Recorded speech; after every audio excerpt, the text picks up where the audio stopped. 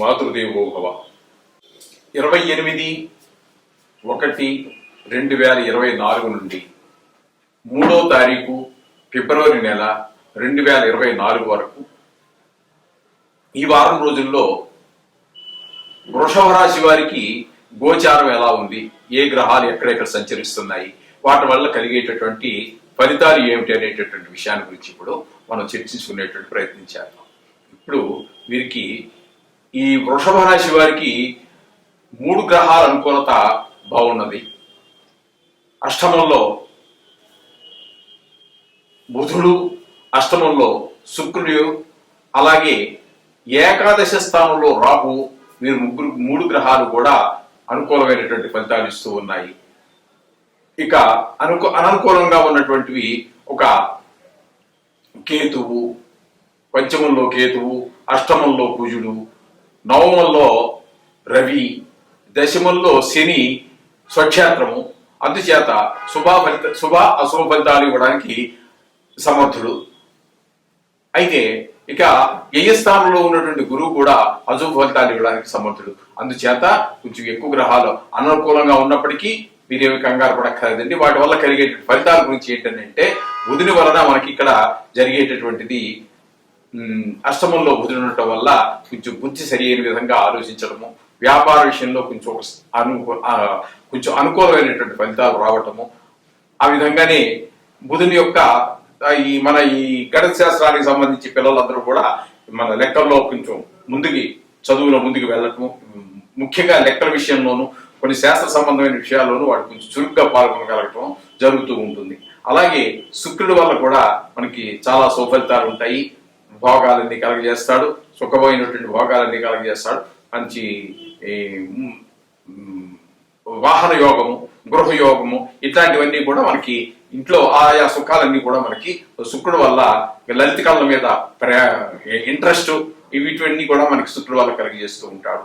ఇక 11లో కనుక రాహువుని తీసుకున్నట్టయితే అనేక విషయాలలో లాభస్థానం కాబట్టి అనేక విషయాలలో ఆయన మనకి పిల్లల చదువు విషయంలో కానివ్వండి, కుటుంబంలోని మన యొక్క అంతర ప్రవర్తన కొంచెం అనుకూలంగా ఉండటం కానివ్వండి, వ్యాపార విషయంలో కానివ్వండి, ఆ ఆరోగ్య విషయంలో కానివ్వండి, అన్ని విషయాల్లోనూ కూడా మనకి లాభస్థానంలో రాహు ఉండటం వల్ల చాలా సుఫలితాన్ని ఇవ్వడానికి సమర్థుడవుతాడు.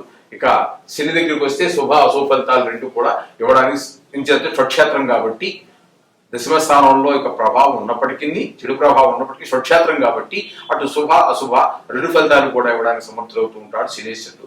ఇక పోయినట్టయితే కేతు 5వ స్థానంలో కేతు ఉండటం వల్ల మనకి అంత శుభ పరిణామాలు యువజాలుడు, మనకి బుద్ధి పరిపరి విధాలుగా పోతూ ఉంటుంది.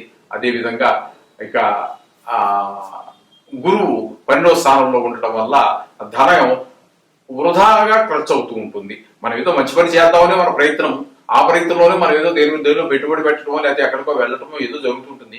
వెళ్ళిన పని కాదు. ఆ విధంగా పోవటం వల్ల, లేకపోతే మనం పెట్టినటువంటి, మనం ఎవరికి ఇవ్వాల్సినటువంటి డబ్బులు మనకు తిరిగి రాకపోవటం, ఈ విధంగా వృధా ప్రయాసం మిగులుతూ ఉంటుంది. ధన విషయంలో మనకు కొంచెం వెనకబాటుతనం కనిపిస్తూ ఉంటుంది. ఈ విధంగా మనకి ఈ 9 భాగ్యంలో రవి ఉండటం వల్ల కూడా మనకి అంత సుఫలితాన్ని ఇవ్వదాలదండి అది. ఎందుకంటే పితృకారకుడు కాబట్టి కొంచెం తండ్రి గారి ఆరోగ్యం విషయం కావచ్చు, లేకపోతే మన ఆరోగ్యం కావచ్చు, మన కుటుంబంలో ఎవరికైనా కొంచెం ఆరోగ్య సమస్యలు, కొంచెం నేత్ర సంబంధమైనటువంటి ఈ కొంచెం బాధలు రావటం, ఇట్లాంటి అవకాశాలన్నీ కూడా మనకి రవి వలన అశుభ ఫలితాలు కలుగుతుంటాయి. ఇప్పుడు మనం చెప్పుకున్నటువంటి ఈ ఫలితాలన్నింటినీ కూడా మనం మీరు కంగారు పడక్కర్లేదండి.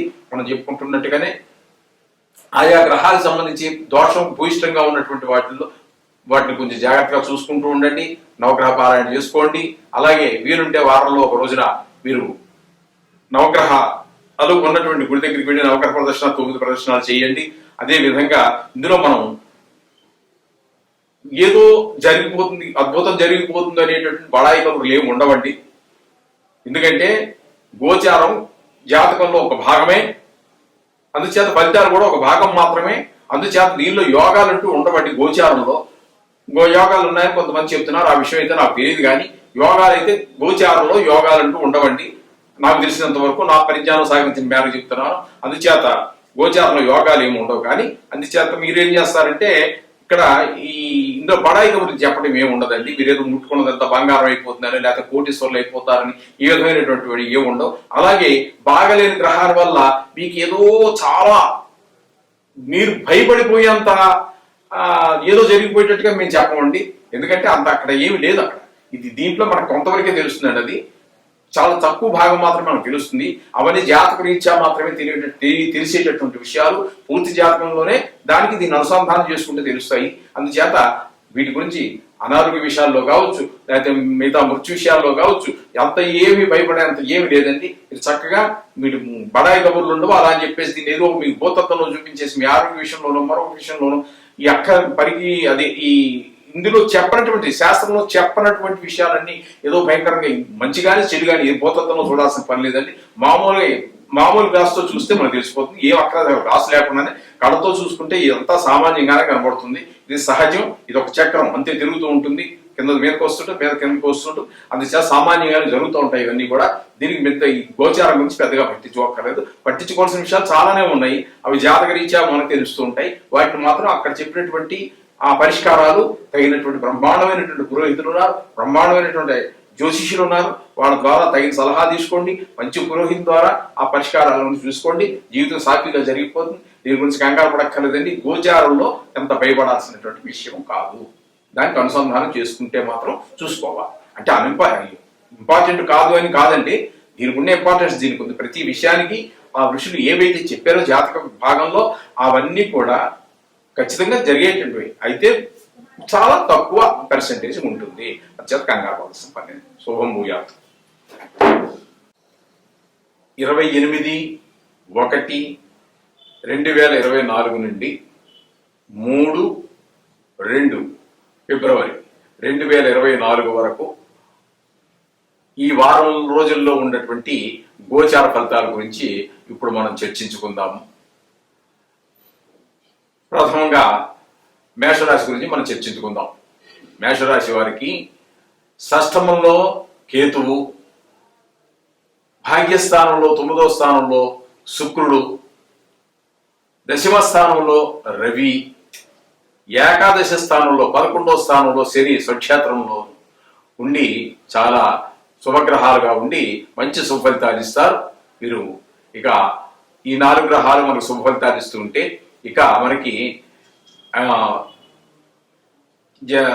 రాశిలోనే గురువు, భాగ్యస్థానంలో కుజుడు, భాగ్యస్థానంలో బుధుడు, ఏ స్థానంలో రాహు మాత్రం మనకి శుభఫలితాలు ఇవ్వటం లేదు. అందుచేత ఏ విషయాల్లో మరి ఇవన్నీ మనం టోటల్గా అన్ని గ్రహ సంచారాన్ని విశ్లేషించుకుని చూసినట్టయితే మనకి 6వ స్థానంలో ఉన్నటువంటి కేతు వల్ల మనకి మంచి ఒక విచిత్రమైనటువంటి మనస్తత్వం ఉండటము, భక్తి మార్గంలోకి మనసు మళ్ళటము, ఈ విధమైనటువంటి ఫలితాలు మనకి కేతు వల్ల ఏర్పడుతూ ఉన్నాయి. అలాగే శుక్రుడు వల్ల వాహన యోగం. అంటే వాహన యోగం ఉంటే ఆల్రెడీ ఉంటే సరే, ఎవరన్నా కొనుక్కోవాలి అనుకుంటున్న వారు ఉన్నట్టయితే ఈ వారంలో కొనుక్కోవడానికి ఒక కొత్త వాహనాన్ని కొనుగోలు చేయడానికి చాలా తగిన సమయంగా కనిపిస్తోంది. అలాగే సౌఖ్యాలన్నీ కూడా మంచిగా ఉంటాయి, అన్ని కల్పిస్తాడు మనకి శుక్ర భగవానుడు వల్ల కనబడుతున్నాయి. అలాగే రవి వలన మనకి కొంచెము నేత్ర సంబంధమైనటువంటి వ్యవహారాలు ఉన్నప్పటికీ పితృకారకుడు కాబట్టి దశమ స్థానంలో వృత్తిపరమైనటువంటి ఫలితాలు మంచిగా ఉంటాయి. మంచి ఫలితాలు ఇవ్వడానికి సమర్థుడవుతున్నాడు. అలాగే ఏకాదశి స్థానంలో స్వక్షేత్రంలో ఉన్నటువంటి శని భగవానుడి వల్ల మనకి మంచి ఫలితాలు ఏర్పడుతున్నాయి. ప్రతి విషయంలోనూ ఒక చదువు విషయంలో, పిల్లల చదువు విషయం కావచ్చు, ఇంట్లో భార్య మనం మాట వినడం విషయంలో కావచ్చు, మన గృహంలో కావచ్చు, ఒక ప్రశాంతమైనటువంటి జీవనాన్ని మనకి అన్ని విషయాల్లోనూ కూడా మనకి వ్యాపార విషయంలో కానీ అన్ని విషయాల్లోనూ కూడా లాభస్థానంలో ఉన్నాడు కాబట్టి అన్ని విషయాల్లోనూ కూడా మనకి లాభాన్ని చేకూర్చడానికి స్వస్థానంలో ఉన్నటువంటి వాడు.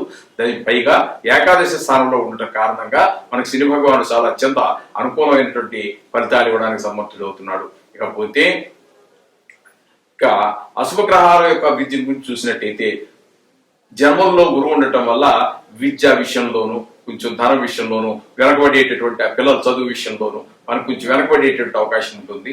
అలాగే ధన విషయంలో సంపాదన కొంచెము తగ్గేటటువంటిది కానీ, లేకపోతే ఉన్నటువంటి డబ్బు ఎక్కువ ఖర్చు అవడానికి కానీ అవకాశం ఉంటుంది. రావాల్సినటువంటి డబ్బు చేరికంగా అందకపోవటం, ఇట్లాంటి పరిస్థితులన్నీ గురువు వల్ల మనకి వస్తూ ఉంటాయి. ఇకపోతే తొమ్మిదిలోనే ఉన్నటువంటి ఈ ఈ కుజగ్రహం వలన మనకి కొంచెము అననుకూలమైనటువంటి ఫలితాలు ఏర్పడుతూ ఉంటాయి. కొంచెం కోపం ఎక్కువ రావటము ఇట్లాంటివన్నీ ఏర్పడుతూ ఉంటాయి. ఇక బుధుని వలన మనకి వ్యాపారం కొంచెము వెనకబడుతుంది. వెనకబడటం వల్ల కొంచెము ప్రతి వారం జరిగినంతగా ఈ వారం వ్యాపారం జరగకపోవచ్చు. వ్యాపారం జరిగినప్పటికీ కూడా లాభాలు అంతగా ఎక్కువ రాకపోవచ్చు. ₹1 తక్కువ కంటే వ్యాపారం నడువుకి ఏం చేస్తామంటే లాభంలోనే ₹1 తగ్గించుకుని వ్యాపారం చేస్తూ ఉంటారు. ఆ విధంగా కొంత రాబడి తగ్గేటటువంటి వ్యాపారం ద్వారా వచ్చే వ్యాపారంలో కొంచెం ₹1 తగ్గేటువంటి అవకాశాలే మెండుగా కనబడుతూ ఉన్నాయి. ఇక 12లో రాహు గ్రహం యొక్క సంచారం ద్వారా మనకి ఏంటంటే కొంచెము నీచజన సహవాసం ఇట్లాంటివి కొంచెం ఎక్కువగా ఊర్లు తిరగడం, పని లేకపోయినా అంటే పని ఏదో ఉందనుకుని వెళ్తారు. అక్కడికి వెళ్ళినా కూడా మీరు ఊరికే తిరిగి రావడం అవుతుంది కానీ ఆ పని అయితే కాదు.